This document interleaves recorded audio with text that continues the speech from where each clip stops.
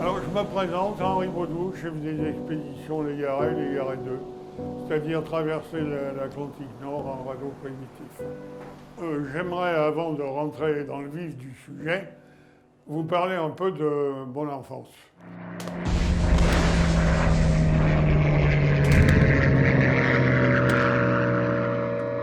Et évidemment, moi, j'ai vécu une période particulièrement difficile dans mon adolescence, puisque nous avons été occupés par les Allemands. Alors, il a fallu choisir son camp.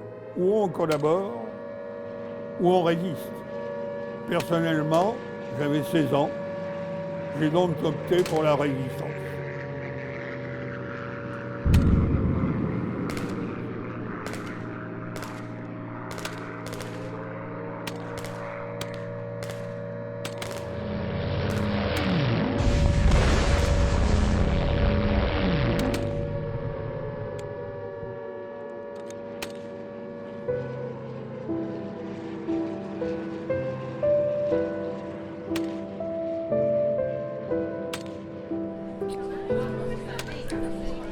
C'était une période où tout simplement les gens avaient été privés pendant 4 ans de nourriture, tout ça, avaient souffert, et là ils se défoulaient. Il leur fallait des boucs émissaires, on a trouvé les femmes qui avaient couché avec les Allemands. On les prenait, et chez nous, pas partout, mais chez nous on les mettait à poil, et puis on les rasait. Et puis on leur dessinait des croix gammées, des trucs nazis. Et on les faisait défiler dans les rues. Et les gens leur jetaient des cailloux, leur crachaient dessus. C'était affreux. Étant donné qu'après la guerre, la France était en partie détruite par les bombardements, étant changé de gouvernement constamment, c'était le chaos entre les grèves et puis les changements de gouvernement. Il y avait une stabilité incroyable en France. Et donc là, on a décidé de tenter notre chance au Canada.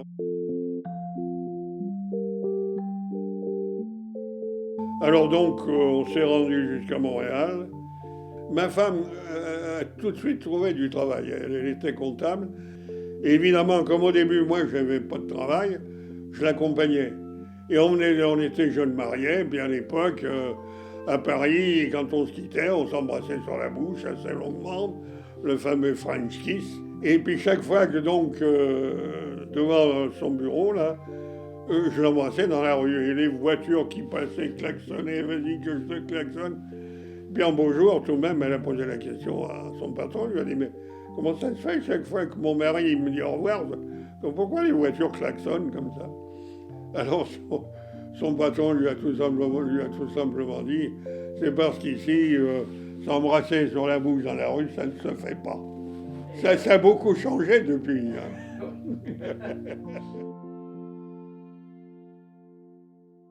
Moi, je suis ressorti de la guerre pas mal traumatisé.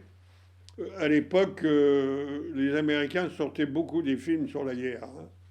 Et chaque fois que j'allais voir un film sur la guerre, le soir, la nuit même, je me réveillais, transpirant comme un phoque, tremblant de tous mes membres, et je faisais des cauchemars.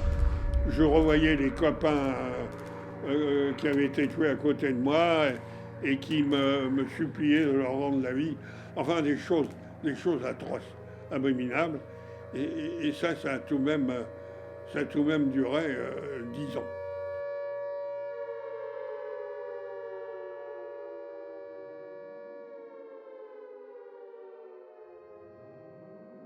C'est là que j'ai fait une crise de conscience. Alors, j'avais plus de repères, je savais plus où j'étais. La nature n'avait plus de couleur.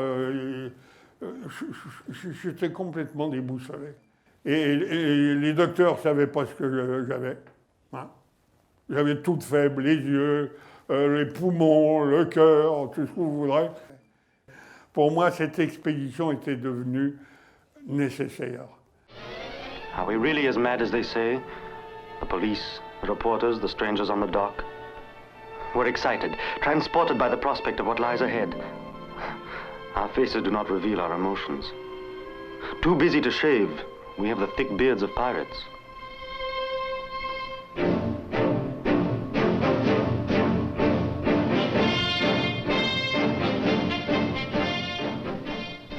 From shore and raft, it's bon voyage and au revoir, but never adieu.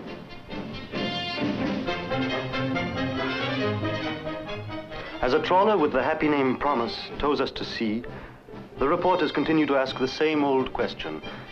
Is this trip necessary? 30 miles out, the reporters leave us, and our answer has not changed. To us, this is the most necessary trip in the world.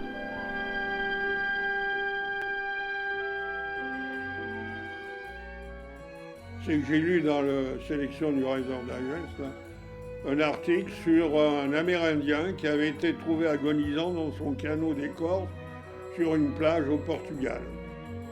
J'en suis arrivé à la conclusion qu'un esquif largué entre le 45 et le 50 de latitude nord devrait obligatoirement se rendre en Europe, et dans un laps de temps maximum de 100 jours.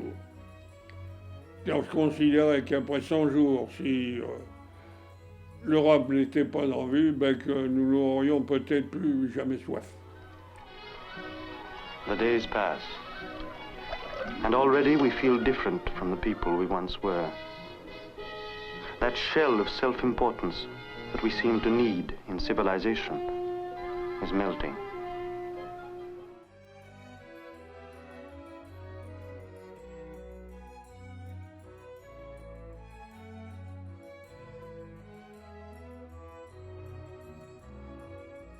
À l'époque, il faut y penser, j'avais 29 ans. Je venais de faire la démonstration inverse. C'est-à-dire, je venais de donner raison à mes détracteurs. Si je restais là-dessus, quelle aurait été ma vie après?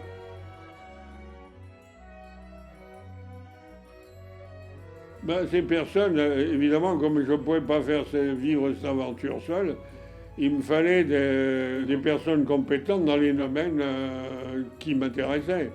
C'est-à-dire, comme je tenais à ramener un journal de bord en images, il me fallait un caméraman. Bon, alors donc Gaston Valaquière a très bien fait l'affaire, sans problème. Et puis Marc Modena avait servi dans la marine française et qui connaissait la radio. Voilà, et puis, comme j'avais jugé que nous devions être 4 au départ, donc j'ai embauché José Martinez comme cuistot. On avait tous la même qualité, c'est d'aller au bout de nous-mêmes. C'est ça qui est important. Ne jamais lâcher prise. Aller au bout de ses convictions. Je vais vous dire une chose. C'est moins dangereux de traverser l'Atlantique sur un radeau que de traverser en voilier. Parce que le radeau, il est insubmersible, il ne peut pas couler. Vous savez, ce sont des billots qui font 1,5 pied, le plus gros faisait 2 pieds de diamètre. Et sur 30 pieds de long, c'est pas des allumettes, hein. C'est du solide. Même si on avait rencontré un iceberg et qu'on les frappait, je peux vous dire une chose, c'est qu'on aurait récupéré juste un peu de glace sur le bout du radeau. Ça nous aurait servi pour l'apéritif qu'on n'avait pas. Hein? Les billots que vous avez utilisés, quel était le bois? Le cèdre rouge de Colombie-Britannique. De Colombie-Britannique? Oui, c'est-à-dire que c'est un bois qui est extrêmement léger. Il flotte aux 2 tiers. Hein, donc, moi, j'avais fait des calculs rapides, je peux vous dire de mémoire, comme ça. Je crois qu'on aurait pu charger, avant qu'il coule, mettre 17 tonnes dessus. Oui. Oui, c'est tout de même important. Et il a un autre avantage, c'est qu'il n'absorbe pas l'eau. Ah bon? Oui, c'est du solide. Hein.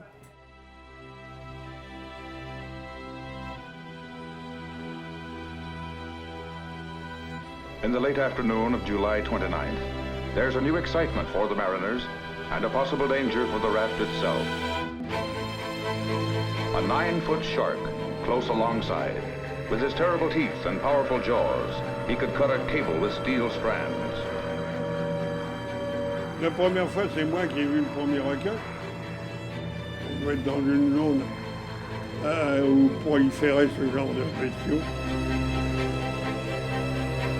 Il fallait le harponner à la hauteur de la gorge, derrière la tête, parce que c'est là qu'il y a un certain vide, et quand le harpon frappe, ça fait succion aspirateur. Ça fait rentrer le harpon.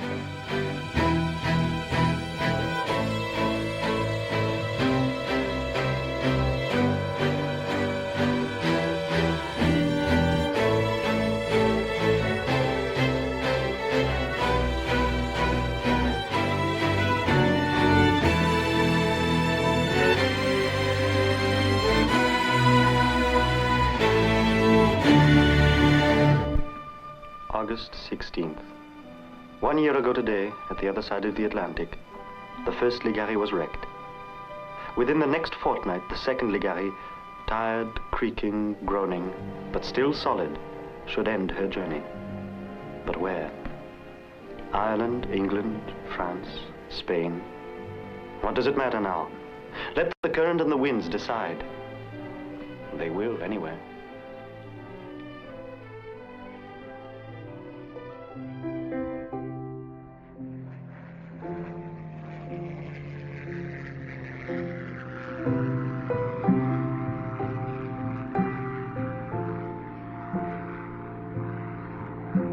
Quand on est rentré dans le port de Falmouth, il y avait plein de bateaux, des gros, des petits, des moyens, tout tonnage, du monde entier qui était là. Et tous ont tiré leur sirène pour nous saluer. C'était très émotionnel. Ça a été une très grande émotion.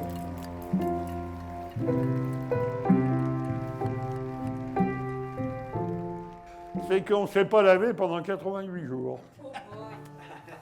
Ah, j'aime bien vous dire qu'à l'arrivée, moi je me souviens, j'ai pris 3 bains, puis que je me brossais, et quand je passais ma main sur la peau, ça roulait toujours autant, c'est la crasse.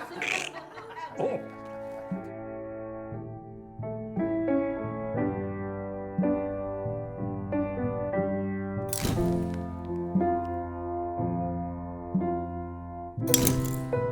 Je crois que ça a été un des moments les plus intenses dans ma vie.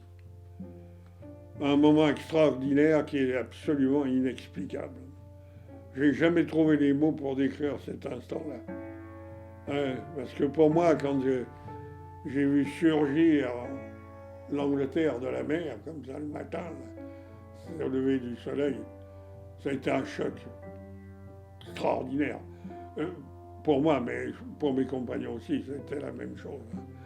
Enfin, j'avais la preuve là, qui sortait de la vérité, en somme, ma vérité, qui apparaissait à mes yeux.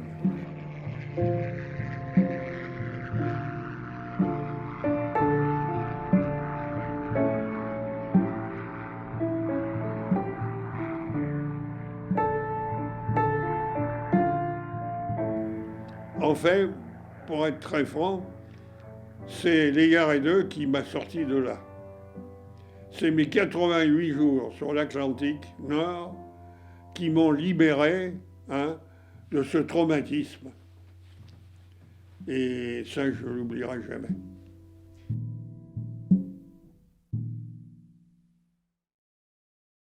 Vous connaissez bien sûr, les expéditions Kon-Tiki. Oui. Je vais vous confier une chose. Le Kon-Tiki, je l'ai lu à bord de Ligari 2. Ah oui? Ah ouais.